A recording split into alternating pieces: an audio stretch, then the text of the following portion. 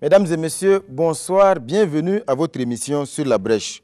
Sur la Brèche ce soir, Madame Martine Yabré, consultante en genre et développement. Bonsoir Madame Yabré. Bonsoir. Et merci d'avoir accepté notre invitation. Vous êtes informaticienne de formation, mais vous êtes surtout connue pour votre engagement et votre dynamisme dans la société civile. Première présidente du Conseil des femmes du Burkina Faso, membre d'honneur du caucus genre de l'Assemblée nationale, secrétaire général de la coalition Femmes, Paix et Sécurité du Burkina Faso depuis 2016, membre fondatrice du Conseil national des organisations de la société civile du Burkina Faso. Vous êtes également coordinatrice pays de l'Union africaine des ONG de développement. Le moins que l'on puisse dire, Madame Yabré, parce que je pourrais continuer la liste plus longuement de vos responsabilités, mais le moins que l'on puisse dire donc, c'est que vous êtes une femme engagée. Informaticienne de formation, je l'ai dit, analyste programmeur, vous auriez pu vous contenter tranquillement de mener vos activités d'informaticienne. On a envie de savoir qu'est-ce qui fait courir autant Madame Martine Yabré. Ben, qu'est-ce qui me fait courir? D'abord, je ne cours pas. Je suis engagée, tout simplement. Et je pense que dans la vie d'un homme, il faut avoir une vision, un objectif, et il faut se donner les moyens de les atteindre.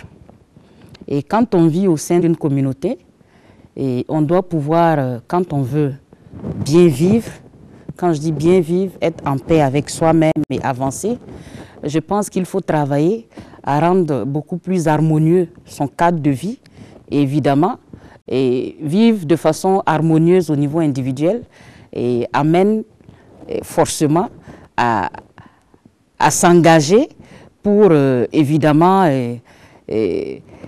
apaiser l'environnement dans lequel nous vivons. Ça veut dire qu'il faut forcément s'engager pour le développement de sa circonscription, de sa famille et tout. Et bon, c'est naturel. Mais quand on regarde votre engagement, c'est surtout quand on suit un peu la trajectoire, c'est un engagement pour la cause féminine, fondamentalement.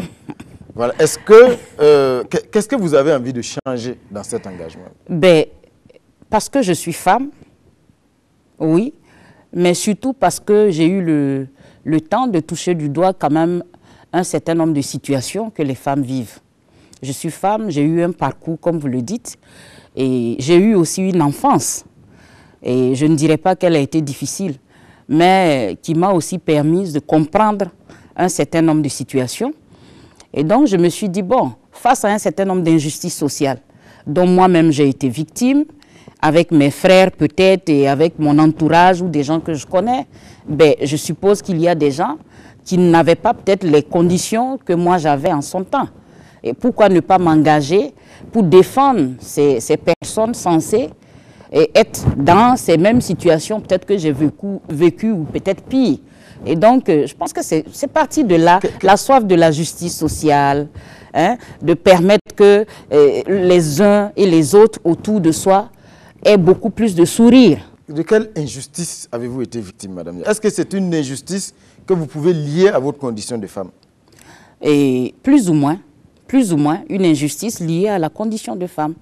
Oui, parce que quand on est jeune, on finit ses études, on cherche un stage, on est confronté à pas mal de situations que je tairai probablement dans le milieu du travail, ainsi de suite. Il y a pas mal de difficultés. Et autour de soi, on ne vit pas fermé. On vit dans un milieu où on partage un certain nombre d'informations entre amis et autres, tout ça, entre amis, entre sœurs et tout. Je pense que, qu'on le veuille ou pas, et c'est même divin cet engagement, je le dirais, la soif de rendre justice, mais pas la bonne manière évidemment, et la soif d'éclairer et de dire ce qui est, et également d'impacter et de permettre que ce rayon de joie dans lequel on peut vivre puisse vraiment jaillir et éclairer aussi la vie des uns et des autres. Ici, je suppose que vous parlez par exemple du harcèlement dont peut-être les femmes et les filles sont souvent victimes. Quand vous parlez, par exemple, voilà, de cette difficulté quand on cherche un stage ou autre chose. Bon, pas seulement le harcèlement. Et si ça tombe bien, on est en train de... Demain, c'est le 25 novembre. Demain, nous sommes le 25 novembre, journée contre les violences faites aux femmes. Faites aux femmes et autres. Il n'y a pas que le harcèlement. Il n'y a pas que le harcèlement. Mais vous savez, contrairement à ce que vous pouvez penser, de même, je parle de harcèlement. Je pourrais parler de harcèlement. J'allais aussi parler d'exhibition. Hein? Oui, parce que... C'est-à-dire? Non, quand vous me parlez de harcèlement, c'est un pan de la violence sexuelle et sexiste. Je ne sais pas si je me fais comprendre. C'est ça. Voilà, et dans cette violence sexuelle et sexiste, vous aurez forcément le harcèlement, il y a également l'exhibition et autres. Voilà.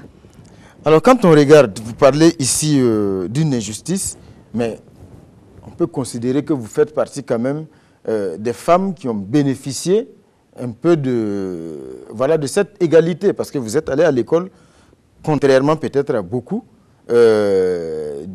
d'autres femmes, il y a 15, 20, 30 ans, à l'époque où on parlait, le combat c'était toujours pour la scolarisation des filles. Mais vous êtes allé à l'école jusqu'aux études supérieures. Est-ce que vous n'êtes pas une privilégiée, disons, de cette époque? Ben, pour cela, je rends grâce quand même à Dieu et je remercie. Et c'est un hommage à mes parents qui ont accepté également nous scolariser. Oui, mais ceux qui ne sont pas forcément allés à l'école ou qui n'ont pas scolarisé forcément, certains qui n'ont pas scolarisé leurs enfants, ce n'est pas parce qu'ils ne voulaient pas, mais peut-être parce qu'ils ne pouvaient pas aussi. Hein? Donc j'essaie de relativiser. Je suis peut-être une privilégiée, mais pas l'unique privilégiée évidemment. Et c'est pour ça d'ailleurs que quand on a le privilège d'être à une situation donnée, il faut toujours se retourner pour tendre la main à ceux qui n'ont pas eu le privilège. Et ça, c'est là le fondement de votre engagement. Mais bien sûr. Aujourd'hui au Burkina Faso, est-ce que être femme est un handicap? Pas du tout. Être femme n'est pas un handicap. C'est peut-être les comportements qui constituent des obstacles à l'évolution des femmes. Sinon, être femme, je me dis, c'est un atout. C'est un atout naturel que d'être femme. Hein? C'est un atout naturel et divin que d'être femme. Et maintenant, ce n'est pas seulement la situation de la femme au Burkina Faso, elle est peut-être pareille ailleurs qu'au Mali, au Niger et un peu partout. Et même ailleurs, même dans d'autres continents et autres. Mais je voudrais juste dire que être femme, c'est un atout, c'est un privilège que nous avons parce que nous avons un certain nombre de capacités que les hommes de sexe masculin n'ont pas, heureusement. Vous donnez la vie? Oui. Ça, nous avons la possibilité de donner la vie. Je dis la possibilité parce que c'est un choix. On peut choisir aussi de ne pas donner la vie, pas en interrompant des grossesses, mais en prenant des dispositions pour ne pas en avoir. Ça, c'est des options. Par contre, de l'autre côté, je pense que même quand vous voulez forcer une grossesse, bon, à moins d'aller faire de la chirurgie et tout, et ça, ce n'est pas évident. Donc, c'est vraiment un atout que d'être femme. Malheureusement, quand on essaie de voir un peu l'évolution de notre contexte socio-culturel ici, et on se rend compte aujourd'hui que quand on fait un peu le bilan au niveau social, on ne peut pas dire que la coutume continue de peser totalement sur les femmes. Il y a toujours un poids de la culture et de certaines coutumes sur les femmes et autres. Mais qui tient ces us et coutumes? C'est des humains. C'est des humains, je me dis souvent, peut-être qu'il y a de l'abus.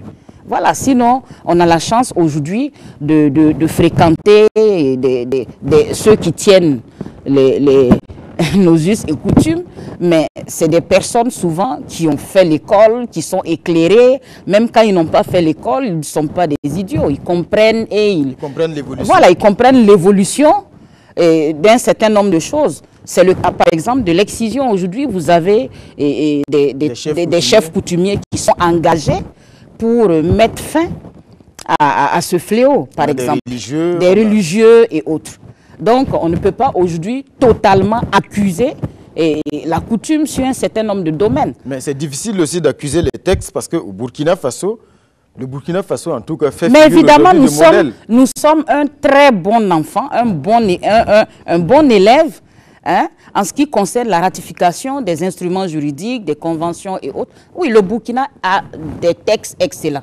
C'est l'un des pays où la question de l'égalité en principe sur les textes ne doit pas poser problème. Mais la pratique faisant appel à des comportements humains, évidemment, je pense qu'on va se heurter à des intérêts. C'est une question d'intérêt aujourd'hui, la situation de la femme. Les blocus et les blocages que nous avons, que ce soit au niveau politique, au niveau souvent économique et professionnel, c'est des calculs. Bon, au niveau professionnel, on peut relativiser parce que là, au moins, là-bas, quand on prend l'administration publique, il faut quand même un minimum de conditions à remplir et autres pour y être.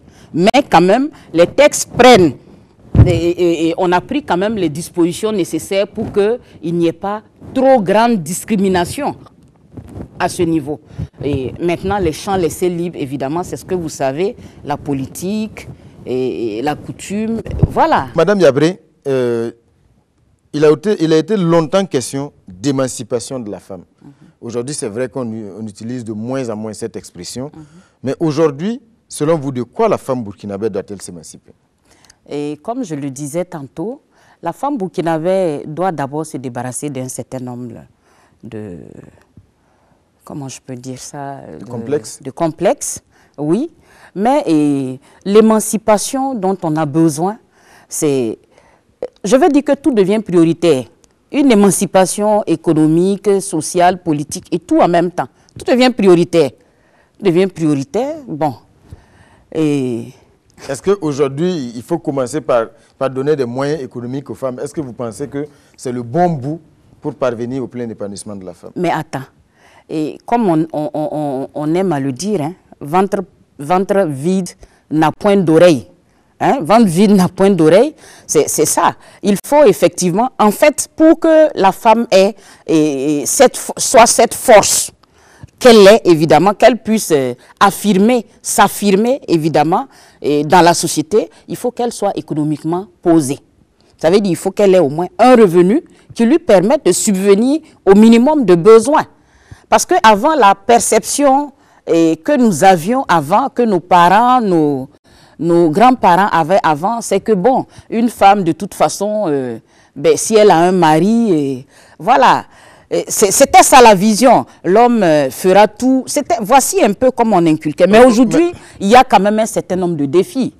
Il y a un certain nombre de défis au niveau social. Aujourd'hui, quand vous regardez, qu'est-ce qui empêche les femmes d'avoir des revenus? Parce que quand on lance, par exemple, un concours de la fonction publique, eh bien, le recrutement, on ne tient pas compte du genre. Hein.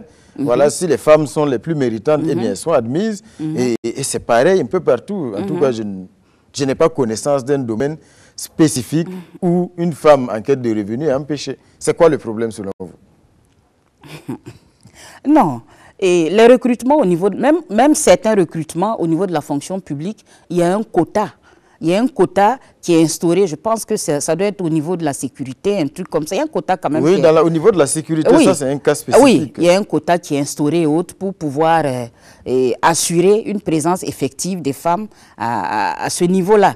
Mais pour dire que nous, le combat, en fait, c'est l'occasion qui m'est donnée de recadrer un certain nombre de perceptions que les gens ont peut-être du combat que nous menons. Ce n'est pas un combat que nous menons comme ça avec des arguments, voilà, sans fondement. Sans fondement, c'est pour vous dire, par exemple, quand vous prenez la fonction publique et autres, les recrutements et autres, oui, il y a un certain nombre de critères et autres, il n'y a pas de discrimination. Comme vous le dites, il n'y a pas de discrimination, rien n'empêche les femmes d'y être. Mais on vous dit quand même qu'il y a...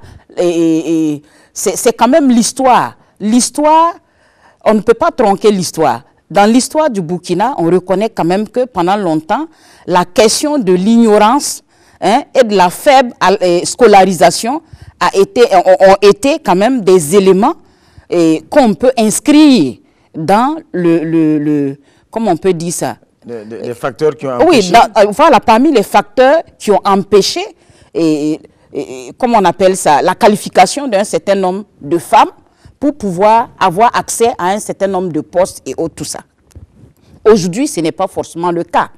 Ce n'est pas forcément le cas, mais nous disons quand même, même quand vous parlez de la fonction publique et tout ça, attendez, et le cas des femmes enceintes, par exemple, une femme qui est déjà dans la fonction publique, sa situation, qu'on le veuille ou pas, n'est pas forcément comme l'homme. Quand je parle de sa situation, ce n'est pas en termes de salaire ou autre, tout ça. Est-ce que vous estimez que la femme vit souvent je vais appeler ça peut-être des situations liées à sa nature de femme qui compromettent son épanouissement dans la profession? Mais bien sûr, quand vous prenez deux fonctionnaires, hein, je prends un couple de fonctionnaires, vous me suivez? Un couple de fonctionnaires où monsieur, madame, tous vont au travail, ils ont un bébé à la maison. C'est un exemple que je prends. Hein? Terre à terre, il est clair que l'homme, il ne se lèvera pas pour laver le bébé. Et il n'aura pas le temps, s'il y a d'autres enfants, d'aller les déposer forcément à l'école. C'est peut-être avec notre génération ou la génération à venir maintenant qu'on voit certains hommes qui accompagnent les enfants à l'école, qui acceptent de faire un certain nombre de choses. Sinon, c'est encore... oui, il y en a qui trouvaient que c'était humiliant. Il y a des activités au niveau du ménage toujours réservées à la femme et autres. Mais elle a plus de charges sociales que l'homme en réalité. L'homme, le plus beau travail que l'homme fait dans la famille, c'est d'aider à la conception. Quand c'est fini, bon, pour lui, quand tu as la chance, il peut te donner, il peut t'ajouter sa contribution pour gérer les charges de la maison. Sinon, dans certaines situations, c'est salut les dégâts. Et puis, tu te retrouves à gérer les situations. Voilà. Voici un peu. Je ne veux pas dépeindre trop négativement un certain nombre de situations, mais c'est ça la réalité. Une femme fonctionnaire, un homme fonctionnaire n'ont pas les mêmes charges sociales, malheureusement. Est-ce que le combat pour l'épanouissement de la femme est un combat contre l'homme? Ce n'est pas un combat contre l'homme, c'est pour la recherche d'un certain équilibre. C'est de l'équité. On cherche un certain équilibre, un mieux-être de la femme. Mais attends, un combat contre les hommes, ce serait un combat contre... si la femme arrivait à mener un combat contre les hommes, ce serait un combat contre elle-même. Qui est l'homme? L'homme, c'est le fils de la femme. L'homme, c'est le mari de la femme. C'est aussi son frère et autres. Ce n'est pas un combat contre un sexe donné, mais c'est vraiment l'envie d'harmoniser quand même le cadre dans lequel nous évoluons ensemble. Ça, c'est assez essentiel. Alors, Madame Yabré, on va parler à présent de la présence des femmes dans les sphères de décision. Il y a eu en 2009 cette loi sur le quota genre. Au moins 30%, en tout cas, des places sur les listes électorales devraient revenir, en tout cas, à l'un ou l'autre sexe, prioritairement, bien sûr, les femmes. Ça n'a jamais été le cas. Selon vous, qu'est-ce qui n'a pas marché dans cette loi? Bon, c'est vrai que la loi, les références de la loi, c'est la loi 010, hein. 10-2009 AN portant fixation de quotas aux élections législatives et municipales au Burkina Faso. Voilà, c'est une loi votée le 16 avril 2009, effectivement. Et la loi dispose clairement que toute liste de candidatures présentée par un parti ou un regroupement de partis devra comporter au moins 30% minimum de candidatures au profit de l'un et l'autre sexe. C'est pas où, et l'autre sexe. Et il s'agit d'un quota neutre, pour dire que c'est un quota qui concerne et les hommes et les femmes. Mais évidemment, l'esprit qui a prévalu à l'élaboration et à l'adoption de cette loi, c'était vraiment d'amener l'effectif des femmes à accroître dans les instances de décision, à travers les conseils municipaux et l'Assemblée nationale, évidemment, à travers, évidemment, un quota au résultat. Malheureusement, vous savez, la loi évolue dans un contexte suffisamment politique. Ce qui fait que, entre la mise en œuvre de la loi et les intérêts politiques d'individus et de groupes sectaires, évidemment, c'est salut les dégâts pour les femmes. Non, mais il y a beaucoup d'hommes politiques qui ont estimé qu'ils étaient de bonne foi pour appliquer la loi, mais ils ont du mal à trouver des femmes pour occuper ces 30% de place. Bon, ça me fait rigoler quand on me dit ça. Souvent, je dis... bon, je n'aimerais pas me répéter parce que chaque fois que je répète ça, on m'amène des flèches après. On me dit, oui, tu as insulté les hommes. Non, je dis, la question qui consiste, l'argument qui consiste à dire qu'il n'y a pas de femmes à mettre sur les listes, c'est un argument qui frise la mauvaise foi. Qui frise la mauvaise foi parce que même les femmes qui sont en politique déjà, pourquoi on n'arrive pas à les responsabiliser? C'est ça. Pourquoi on n'arrive pas à les responsabiliser? Mais il faut comprendre. Pourquoi on ne trouve pas les femmes? Si vous attendez la veille des élections pour démarcher des femmes, vous n'en aurez point. Moi qui suis là, j'ai un programme. J'ai un programme personnel. J'ai un programme personnel. Personne ne peut venir me démarcher si je n'ai pas inscrit ça dans mon programme la veille d'élection. Ce n'est pas possible. Et puis on ne peut pas s'asseoir. Pourquoi vous attendez qu'on vienne vous démarcher? Est-ce que ce n'est pas à vous? Non, moi c'est un exemple que je prends. Je n'ai pas besoin. Moi, si je dois aller en politique, personne ne me démarchera. On va évoquer justement... Non, j'irai de mon propre gré. Non, mais c'est une façon de parler pour dire que ceux qui estiment qu'ils ont besoin d'hommes ou de femmes, de la même manière, on trouve des hommes pour positionner sur les listes. De cette même manière, on doit pouvoir trouver des femmes. Mais n'oublions pas l'histoire du Burkina. Il se trouve que l'homme est celui qui a eu une longueur d'avance dans l'engagement politique par rapport à la femme. Ce qui fait que les partis politiques aujourd'hui qui se créent ou qui ont été créés depuis longtemps, ils doivent développer des initiatives et mettre en place un certain nombre de mécanismes pour renforcer les capacités de leurs militants. Il faut recruter les femmes. Attends, mais pour inciter les gens à s'engager en politique, il faut donner le bon exemple. Il faut donner le bon exemple. Mais vous, par exemple, votre engagement politique, vous avez participé à la création, par exemple, du PDC, avec Mme Sarah Sérémé, mais ça n'a pas duré longtemps. Vous vous êtes retiré très rapidement de la scène politique. D'abord, que s'est-il passé? Que s'est-il passé? Je ne vous comprends pas. Pourquoi vous vous êtes retiré? Parce qu'au départ, vous étiez là à la création du parti, le PDC, et juste après, on ne vous a plus vu. C'est vrai, j'ai été membre fondatrice du Parti PDC. Pour le développement et le changement. PDC. J'ai eu la chance d'être la première secrétaire générale du parti. Nous avons ensemble travaillé sur les textes fondamentaux et autres. Et j'avoue, comme je l'ai toujours dit, et ce n'était pas ma première fois de participer à un parti. J'ai eu un exemple, une expérience antérieure. Et j'ai toujours dit, j'ai un programme, comme je vous l'ai dit, j'ai un programme. Moi, je suis allée parce que j'ai jugé que c'était opportun d'aller et aussi d'aider et d'assister pour la création de ce parti.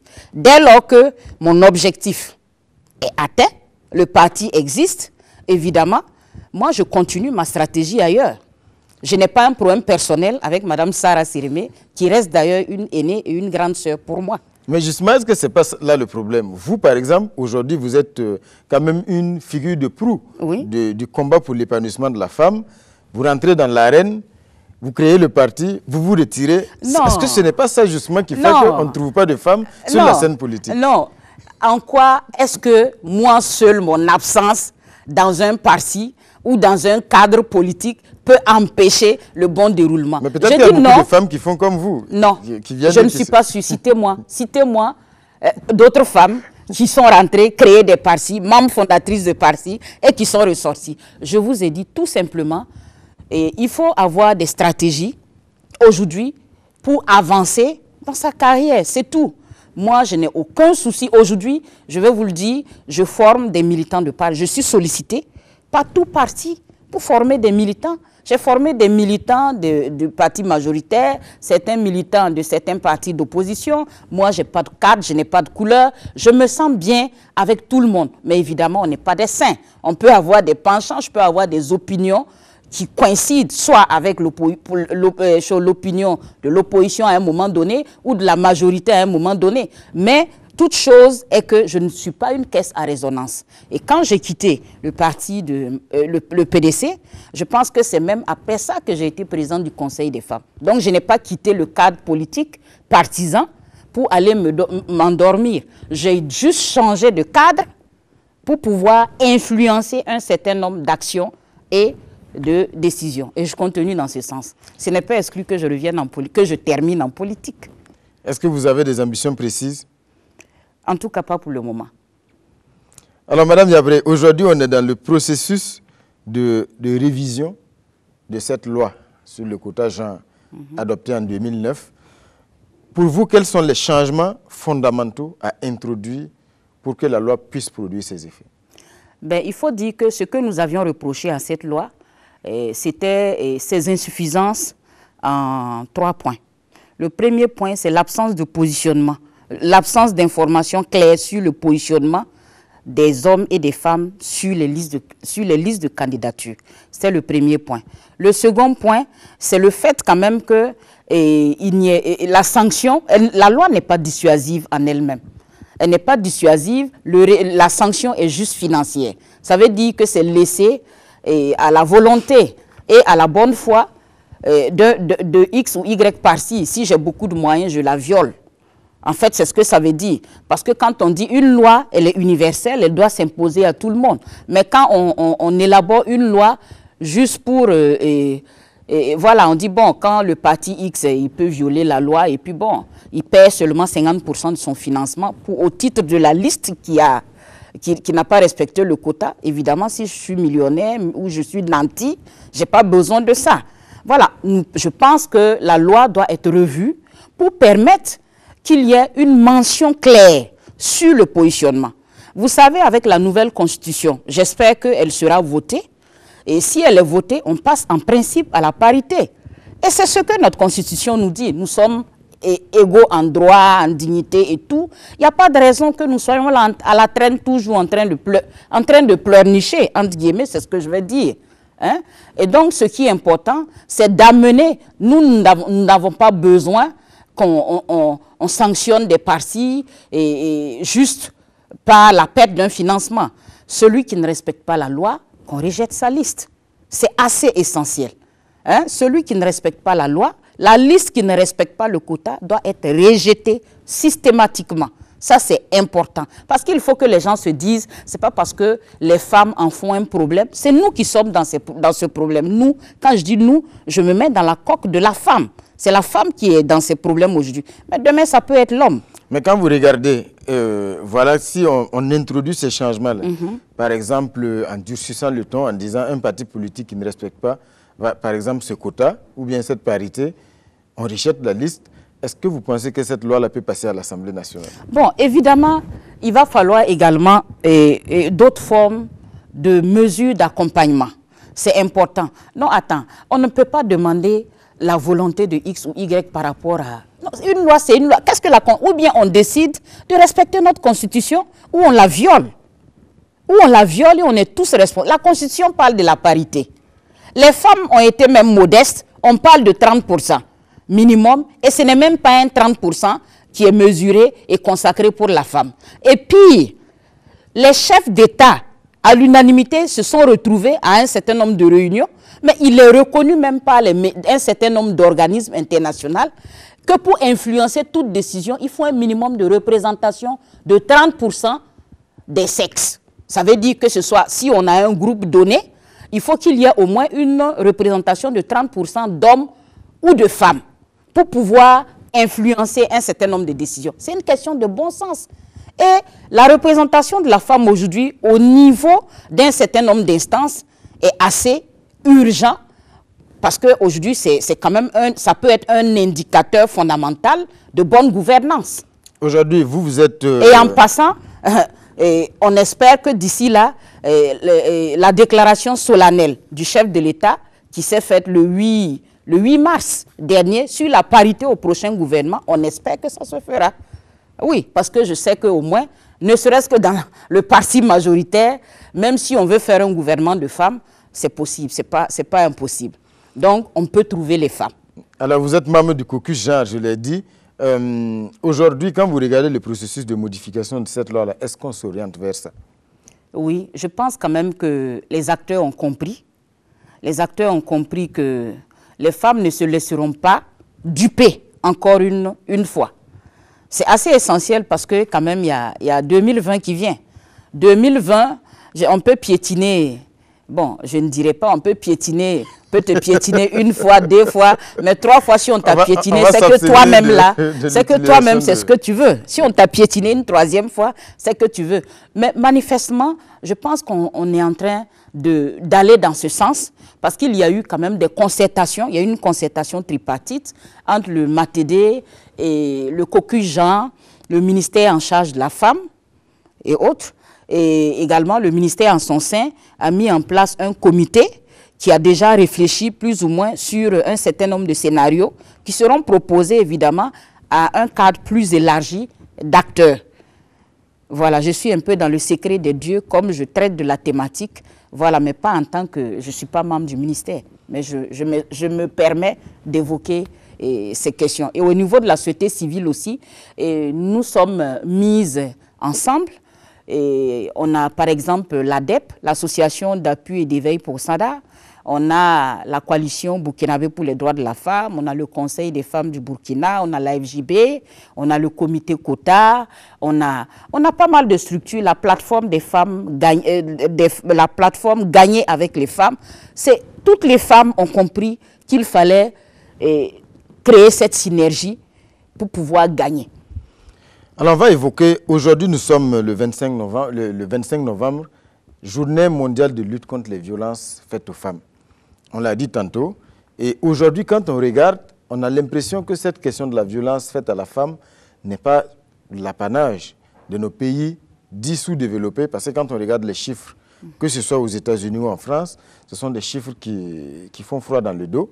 Pratiquement dans une heure, il y a beaucoup de femmes qui se font battre, il y a des femmes qui tombent sous les coups de leur mari, la violence conjugale. Quand vous regardez ces pays développés, qui malgré, en tout cas, la longueur d'avance qu'ils ont, en sont encore là, est-ce que ça ne vous décourage pas un peu dans votre combat? Pas du tout. Moi, en ce qui me concerne, je pense que c'est des situations qui me donnent beaucoup plus de tonus pour dire que nous sommes sur la bonne voie. Nous sommes sur la bonne voie parce que malheureusement, comme vous le dites, et aux États-Unis, chaque 23 secondes, une femme est battue, par exemple. Et ailleurs dans le monde, c'est peut-être la même chose. Au Burkina, chaque jour, il y a des femmes battues, il y a des violences et autres. Et même qu'on est en train de tendre vers une situation où les femmes commencent aussi à violenter les hommes et autres, tout ça. Et il y a d'autres formes de violence qui surgissent maintenant avec les nouveaux défis sécuritaires que nous avons et autres qui n'avaient pas peut-être été pris en compte dans l'élaboration d'un certain nombre. Vous parlez de quoi précisément? Oui, avec les attaques terroristes et autres, tout ça. Bon, on fait souvent le point de ce qu'on peut faire comme point, mais généralement dans les zones qui sont affectées, dans un certain nombre de pays et autres, aux différentes frontières, on ne doit pas perdre de vue qu'il y a des possibilités, qu'il y ait des abus, qui sont enregistrés forcément sur des femmes et autres. Parce que ces terroristes, s'ils sont capables d'anéantir, de tuer, de faire du mal et autres, évidemment, ils peuvent aller même au-delà. On a vu donc ce serait bien, des filles qui ont été enlevées. Oui, ce serait même bien peut-être qu'on ouvre, pourquoi pas, une enquête au niveau de ces zones-là pour pouvoir collecter un certain nombre d'informations, pour s'assurer qu'il n'y a pas effectivement ces genres de situations, pour pouvoir y remédier. Sinon, ce serait aussi une forme de violence, une pression dans laquelle certaines femmes vivent, évidemment, en plus du traumatisme qu'elles ont par la persistance de ces fléaux-là au niveau de ces zones. Donc, en passant, je voudrais dire que si aujourd'hui, les grandes puissances traînent toujours comment on appelle ça? Cet art. Et évidemment, je ne voudrais pas dire que c'est parce qu'ils traînent des tas que nous devons entraîner. Mais il faut se comparer à ce qui est bien aussi. En attendant, même si nous n'avons pas autant de violence que dans ces pays, ce serait bien que les prémices ou l'existant soit jugulé avant que nous n'atteignions ces stades. Ça, c'est assez essentiel. C'est là qu'il faut féliciter quand même le Burkina Faso qui a osé, et sous la transition avec la loi 061, qui a été votée par le CNT, je pense que c'était le 6 septembre, non, 2015 et qui permet aujourd'hui de prévenir, de réprimer et de prendre en charge, de réprimer les auteurs de violences et autres, et aussi de prendre en charge ces victimes-là. Okay. Voilà. Même s'il y a des difficultés à appliquer et concrètement cette loi, certains aspects de la loi sur le terrain, parce que vous savez, ça nécessite aussi de grands moyens. Madame Yabré, on va évoquer les questions d'actualité à présent. Actualité marquée. On va s'arrêter sur cette actualité. Le président du Faso qui rentre du Japon, le président du Faso donc au pays du soleil levant, qui a été reçu par l'empereur du Japon, qui a rencontré les premières autorités de ce pays-là pour le renforcement des relations entre les deux pays. Est-ce que tout cela n'est pas de bon augure aujourd'hui, quand on voit le président qui était rentré d'abord de l'Europe, où également, quand même, on a l'impression que partout où les premiers responsables du Burkina Faso passent, il y a quand même un minimum d'attention qui est accordée. Et ça, est-ce que ce n'est pas de bon augure aujourd'hui pour les besoins de développement du Burkina Faso? Bon, évidemment, oui. Vous savez que nous sommes confrontés à pas mal de défis. Hein? Pas mal de défis. Aujourd'hui, que notre président que le président du Faso soit invité par l'empereur et qu'il aille pour renforcer les liens diplomatiques, quoi de plus salutaire? Quoi de plus salutaire pour moi, et je pense que le Japon est au Burkina depuis longtemps. À travers la JICA, l'agence de coopération. Oui, la JICA et autres, JOCV et tout, je pense qu'il est quand même de bon ton. C'est bien qu'il y ait quand même cette visite qui permet, à mon sens, de renforcer les liens et aussi la coopération entre les deux pays. C'est assez essentiel. Voilà. Actualité marquée également par l'augmentation du prix du carburant, 75 francs à la pompe, vous l'avez dû certainement le constater. Alors d'abord, sur cette augmentation, quel est votre avis en tant que, en tout cas, grande figure de la société civile au Burkina Faso?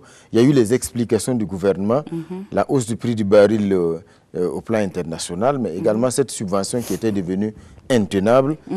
Comment vous jugez les raisons qui ont été avancées pour cette augmentation? Enfin, on peut dire de prime abord que, en tant que consommateur, je prends plusieurs postures. En tant que consommatrice, évidemment, ça pourrait renchérir mon panier. Mais à l'analyse quand même des causes de cette hausse, je voudrais juste dire que comme nous ne produisons pas de pétrole et autres, nous dépendons fortement de l'extérieur, évidemment. Il est clair que nous allons subir forcément les conséquences de tout ce qu'il y a comme, je ne sais pas... Comme fluctuation. Oui, comme fluctuation, et même comme des calculs politiques. Je le dirais, il y a beaucoup d'intérêt autour de cette question au niveau international. Donc, pour moi, c'est que l'État... C'est dommage qu'il y ait cette hausse, mais qui n'est pas de la volonté. Je pense de nos dirigeants, ils n'oseraient pas. Ils n'oseraient pas que ce soit de leur propre volonté. Mais je pense véritablement qu'il faut prendre toutes les mesures nécessaires pour que cela n'affecte pas d'autres domaines de la vie. C'est ça, qu'il n'y ait pas la surenchère sur d'autres produits. Ça, c'est assez essentiel. C'est ce qu'il faut faire. En tout cas, du côté de la CCVC, la coalition... en tout cas contre la vie chère, eh bien, on estime que c'est la conséquence plutôt d'une mauvaise gestion et qu'on veut faire justement payer aux consommateurs voilà, la mauvaise gestion et prendre des décisions conjoncturelles pour régler des problèmes qui sont structurels. Et donc la marche est une marche qui est prévue pour ce 29 novembre. Et vous me demandez de me prononcer sur ça? C'est un avis qui a été donné par des acteurs également avertis de la scène publique. Moi, je n'ai pas à discuter des avis des uns et des autres. Moi, je viens de donner mon avis. Mon avis, vous savez mon avis. Je ne discute pas les avis des autres. Mais tout ce que je sais, je pense qu'il faut vraiment que le gouvernement, l'État, les gouvernants du Burkina communiquent beaucoup. C'est assez important. Il faut communiquer beaucoup et il faut bien communiquer surtout pour permettre une réelle appropriation des vraies informations par les communautés. Je me dis que c'est à ce seul prix aussi qu'il y aura un peu plus de sérénité à leur niveau pour pouvoir travailler. C'est ça en fait. Mais comme je le dis, moi je ne souhaiterais vraiment pas me prononcer sur des marches, meetings prévus et autres. J'estime que s'ils ont l'autorisation de marcher, ils doivent marcher. Parce que c'est des autorités qui leur ont donné l'autorisation et c'est des acteurs qui savent où ils vont, ce qu'ils font. Je ne juge pas les avis des uns et des autres. Alors, Madame Yabré, vous avez estimé donc qu'il faut tout faire pour que cela n'impacte pas sur les autres éléments, notamment donc sur le marché, les produits de grande consommation. Il y a déjà eu cette concertation avec les transporteurs qui a produit des fruits. Les transporteurs se sont engagés à ne pas augmenter les prix. C'est déjà un acquis. Mais je pense qu'il faut continuer dans ce sens. Ça pourrait permettre vraiment de renforcer la cohésion, la quiétude et puis permettre que nous puissions avancer dans la sérénité. Ça, c'est assez essentiel. Une actualité marquée cette semaine également par cette crise au marché de Arbiar à Tanguay à Ouagadougou entre Kogluego et Boucher. 2 vies perdues. Donc, dans cette confrontation, tout serait parti d'une affaire de dette. Vous, quelle lecture vous faites un peu de cette crise dans ce marché? Ce n'est pas la première crise avec les Kogluego. Et déjà, de prime abord, ce que je veux dire, c'est vraiment de regretter la perte en vies humaines. Je suis femme, je suis censée donner la vie. Donc, quand on ôte la vie à des individus, évidemment, je me sens touchée. Et que l'âme de ces deux-là, disparus, puisse reposer en paix. Maintenant, pour la situation qui est posée avec les Kogluego et les Bouchers, c'est vraiment dommage qu'on en arrive là. Parce que pour moi, de mon entendement, les Kogluego sont censés être un certain nombre de mécanismes mis en place par les populations elles-mêmes pour pouvoir défendre leurs propres intérêts et se protéger. Mais quand on fabrique un instrument qui se retourne maintenant contre soi, ça peut aussi poser un problème. C'est ça le revers aussi de la médaille. Mais ce qui est assez essentiel, parce que pour moi je ne suis pas contre le Kogluego. Même si je ne suis pas totalement pour, je pense plutôt que même si c'est utile, le travail que les Kogluego font, il est important de les recadrer, les encadrer, les renforcer, les former, les sensibiliser. C'est assez essentiel pour que chacun sache raison garder et assumer ce qu'il a assumé, connaître son rôle, c'est bien. Parce que ce n'est pas du ressort d'un Kogluego d'aller réclamer, par exemple, une dette. Bon, il y a des gens, justement, qui estiment qu'en ville, les Kogluego n'ont pas leur place. Voilà, des Kogluego fusils en bandoulière qui font... Bon, mais quand on en vient à avoir des Kogluego... Bon, je ne vais pas employer trop Kogluego, mais quand les populations arrivent à s'organiser en groupe d'autodéfense, ça veut dire que quelque part, la sécurité républicaine a des insuffisances, il faut le reconnaître, à un moment donné. C'est parce qu'il y a eu des insuffisances, des failles, que les populations, dans la soif quand même de se retrouver dans une forme de sérénité, moi je prends mon exemple, moi j'ai été victime de cambriolage sur 72 heures en 2013, par exemple. Si les Kogluego étaient là, peut-être que j'étais bien. Ça m'aurait aidé. Voilà, là où... voici un peu, il y a peut-être des situations comme ça. Donc, pour dire qu'ils ont leur utilité, les Kogluego sont peut-être utiles, il faut peut-être les encadrer, les renforcer, les former, les sensibiliser, et puis qu'ils sachent qu'ils ne peuvent pas remplacer les forces républicaines. Mais aussi, il faut que les forces républicaines fassent ce qu'ils doivent faire. Ça, c'est assez essentiel. En tout cas, je ne dis pas qu'ils ne font pas leur travail. En passant, il faut même comment on peut dire, il faut les encourager. Il faut les encourager parce que... Et justement, à Tanguay, est-ce qu'aujourd'hui... Ils font du bon boulot, mais il faut qu'on revoie. Est-ce qu'aujourd'hui, il ne faut pas craindre un peu une atteinte à la paix sociale, parce que malgré l'appel à la paix, on a vu que les populations sont allées saccager. Mais bien sûr, si c'est une question, évidemment, ceux qui sont allés s'affronter, il y a eu un affrontement entre Boucher et Kogluego. Évidemment, si la situation n'est pas bien gérée, ça va dégénérer en une crise plus grave. Entre civils, entre acteurs là-bas, ça sera plus grave parce que les parents de ces victimes vont essayer de se rendre justice et vice-versa. Ça sera un engrenage de règlement de compte et on n'en finira pas. Il faut pouvoir régler définitivement cette question. Alors la bonne nouvelle cette semaine est venue de Stockholm avec Yacouba Sawadgo, ce Burkinabé, que l'on qualifie comme étant un fou qui stoppe le désert. À Ouaïguia, dans le nord, il a fait ses preuves à travers le Zaï, il a utilisé le Zaï pour faire reculer le désert. Il est lauréat cette année du prix Nobel alternatif. Il vient de recevoir son prix à Stockholm. Vous déjà, comment vous avez accueilli donc, le choix de ce compatriote? C'est une fierté pour moi. Une fierté pour moi parce que il rehausse l'image du Burkina. Il défend, il a tenu haut le drapeau du Burkina. Et quand je vois, c'est pas un jeune, il est quand même d'un certain âge. C'est une référence, c'est une valeur sûre. C'est un exemple à suivre. C'est un exemple à suivre et je pense que ça doit nous donner davantage du tonus pour avancer. Comme quoi il n'y a pas d'âge pour qu'on te reconnaisse ce que tu fais. Au pays, on ne lui a pas forcément reconnu ça. C'est justement ce que déjà... on ne lui a pas forcément reconnu ça. On lui a reconnu ça à l'extérieur et autres. Mais qu'à cela ne tienne, l'un n'exclut pas l'autre. Il a été reconnu au niveau international, mais ça revient au pays. C'est important. Tout ce que nous faisons, ce n'est pas forcément pour qu'on vienne nous dire tiens X ou Y, mais c'est pour mieux nous sentir. Je pense qu'aujourd'hui, il récolte quand même les fruits de son engagement. Ça n'a pas été un engagement vain.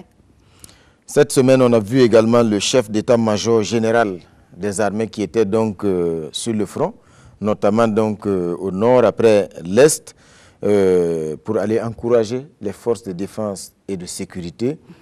Déjà, cette initiative, selon vous, est-ce que aujourd'hui, ce n'est pas ce qu'il faut, aller au plus près des troupes pour remonter le moral des soldats? C'est son boulot qu'il fait.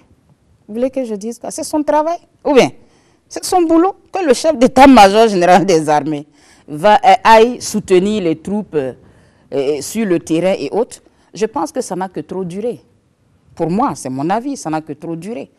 Ça n'a que trop duré, mais il n'est jamais trop tard pour bien faire. C'est salutaire. Et je pense que ça doit continuer. Il doit le faire plus fréquemment? Hein? Il doit le faire. Mais bien sûr, les gens, tout le monde a besoin de soutien. Ces jeunes-là qui tombent au front chaque fois, ils ont besoin d'être encouragés. Hein? Quand vous êtes quelque part et puis votre hiérarchie vient vous rendre visite, ça vous renforce, ça vous réconforte. Quelque part, vous savez que vous n'êtes pas seul. Et ça, c'est assez important. Je pense que c'est aussi une source de motivation pour les uns et les autres. C'est bien. D'aucuns estiment également qu'il y a un problème de communication parce que cette semaine, on a vu le commissariat de Tongo Mayel qui a été attaqué par des terroristes. Une attaque vaillamment repoussée par les policiers qui étaient en poste, mais on n'en a pas beaucoup parlé. Les gens estiment qu'on ne communique pas suffisamment sur les faits d'armes de nos forces de défense et de sécurité. Est-ce que vous êtes de cet avis? Bon. Vous savez, moi je suis de... Bon, s'il y a des faits d'armes, on peut communiquer, mais je me dis n'importe qui ne doit même pas communiquer sur les questions sécuritaires. Et je le dis, je le répète toujours, la question sécuritaire est tellement sensible que la manière de communiquer, on peut vouloir bien faire et puis tout gâter. Je ne sais pas si je me fais comprendre, mais il y a des façons de communiquer qui sont assez essentielles. Il y a eu par moments, on voyait des images assez violentes sur les réseaux sociaux, et les gens deviennent des experts en sécurité, experts en terrorisme, ça fait des commentaires et autres, tout ça. Bon, tout le monde devient expert en même temps, mais en même temps, ça nous expose. Ça nous expose. Tant mieux si nos forces de défense et de sécurité font des exploits, c'est notre souhait. C'est vraiment notre souhait. On peut formuler des messages d'encouragement. Ça, c'est assez essentiel. Mais je pense qu'il faut qu'on essaie de sensibiliser davantage afin que les activistes, parce que justement, c'est là le problème. Parce que les gens disent, d'une manière générale, quand ce sont nos soldats qui tombent sur le champ d'honneur, eh bien, tout de suite, ça prend une certaine ampleur. Et quand c'est l'inverse, eh bien, voilà, il n'y a rien qui est fait derrière en termes de communication. Bon. On a l'impression qu'on est toujours prêt à amplifier ce que les terroristes font et pas ce que font nos soldats. Oui, mais c'est ce que je disais. Il faut que les gens sache qu'on ne peut pas communiquer n'importe comment sur la question sécuritaire. Si nous décidons nous-mêmes de rendre service aux terroristes, c'est tant pis pour nous. Oui, parce que quand eux, ils font des exploits, nous, on amplifie l'information. C'est ce que ça veut dire. On amplifie l'information, la communication autour. Ça veut dire que de façon inconsciente ou irresponsable, nous contribuons à propager l'information, à faire la publicité de ces actes qu'ils posent. C'est ce que ça veut dire. Mais je pense que nous devons repenser notre façon de voir, notre façon de faire et notre façon de communiquer. C'est assez important pour nous permettre quand même de recadrer les choses et de faciliter l'action de nos FDS. C'est la seule bonne manière, une des seules bonnes manières pour nous aujourd'hui de soutenir nos FDS, c'est de les aider à travers notre façon de communiquer et aussi de collaborer sur le terrain. C'est assez important. Alors, Madame Yabré, actualité hors de chez nous, la force Barkhane qui annonce la neutralisation de Amadoune Koufa, un prédicateur qui est l'un des adjoints, en tout cas de Yagagali au Mali. En tout cas, c'est une probabilité qu'il ait été donc abattu dans une opération de l'armée française au Mali. Comment vous avez accueilli cette nouvelle? Bon. Je pense qu'en quelques semaines, c'est la 3e opération pratiquement menée par les forces françaises. Et chaque fois, ce sont des opérations annoncées, en tout cas, comme couronnées de succès, en mettant hors d'état de nuire des grands leaders des groupes terroristes. Des grands leaders. Bon, notre souhait, c'est ça. C'est anéantir tout pouvoir des forces du mal. Maintenant, si l'intervention de la force Barkhane peut nous permettre effectivement de régler un certain nombre de situations comme ça, je pense qu'à la longue, on pourra applaudir tout simplement pour dire merci à la France. C'est ce qu'on pourrait dire. En tout cas, à mon avis, neutraliser quand même des chefs de guerre et autres, c'est assez important pour nous. Alors, cette semaine également, on a eu la restitution de ce rapport de Felwine Sarr et de Bénédicte Savoy concernant donc les objets d'art, mais également des objets de culte détenus en France, mais qui appartiennent bien sûr à des pays africains. Ces deux experts, en tout cas commis à la rédaction de ce rapport, ont recommandé la restitution des œuvres et on a vu tout de suite le président français qui a décidé la restitution de 26 œuvres, notamment au Bénin. Voilà, comment vous regardez cette évolution? Est-ce qu'il faut applaudir la restitution de ces objets-là à l'Afrique? Bon, j'espère que ce n'est pas de la comédie. C'est ce que je me demande. Parce que quelque chose qui ne vous appartient pas, il faut remettre. On ne peut même pas garder par devers soi quelque chose qui appartient à un autre pays. Hein? C'est aujourd'hui, tout ce que nous sommes, ce scénario-là vient témoigner que la colonisation est toujours en marche sous une autre forme, en réalité. Sinon, c'est vrai, Macron a fait restituer une vingtaine d'œuvres et d'objets au Bénin. Mais attends, il faut restituer tout. Il faut restituer tout. Ce qui ne vous appartient pas, vous ne pouvez pas les garder par devers vous. Je suis désolé de le dire, hein, mais c'est mon avis. C'est mon avis. Et bien d'autres que des œuvres, au-delà même des œuvres, il faut restituer ce qui est à César. C'est assez important. La liberté, nous en avons besoin aujourd'hui. L'Afrique a besoin d'être elle-même et de s'assumer pleinement. C'est assez important. Nous sommes un continent suffisamment riche, riche de nos hommes, riche de nos biens, nos ressources naturelles et tout. Il n'y a pas de raison que nous soyons toujours en reste de tout dans ce monde. C'est vraiment dommage. Beaucoup s'inquiètent de la capacité de nos pays à conserver ces objets-là. Je pense que c'est l'un des arguments qui a été avancé. Donc, ils sont nos pères protecteurs, alors? Oui, ils deviennent nos tuteurs culturels ou quoi? Ils ont de plus grandes capacités de conservation. Ils ont nos tuteurs culturels ou quoi? Non, si les capacités de conservation, c'est quoi? On peut créer ces mêmes conditions dans les pays d'origine et permettre que ce soit restitué. C'est assez important. Hein? On ne peut pas continuer dans ce sens. Mais je pense qu'il faut que les chefs d'État prennent leurs responsabilités, les leaders africains. C'est pour ça qu'il faut que nos entités soient plus fortes. L'Union africaine, comment on appelle les ça, regroupements régionaux. Les regroupements régionaux. Il faut que les gens aillent au-delà des intérêts pays pour voir l'intérêt des cadres régionaux, des cadres africains. C'est assez important.